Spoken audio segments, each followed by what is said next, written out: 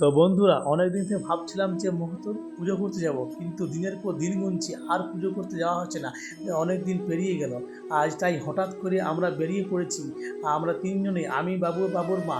আর সেই বৃষ্টি ভেজা দিনে, সেই সময় বৃষ্টি পড়তেছিল, আর আমরা বাইকে মোটর সাইকেলে বেরিয়ে গেলাম হঠাৎ করে। আর দেখি না, রাস্তাগুলো বৃষ্টিতে প্রচণ্ড ভিজে গেছে। আর পৌঁছে গেলাম ভোজা মহতোরে মন্দিরে। এই যে ভক্তরা সেখানে অনেক রয়েছে, আমাদের আগেই তারা পৌঁছে গেছে। আর এখানে আমি বাবুকে সাথে নিয়ে আছে, সেখানে গিয়ে মায়ের মন্দিরে পৌঁছাবার পর প্রসাদ খেলাম।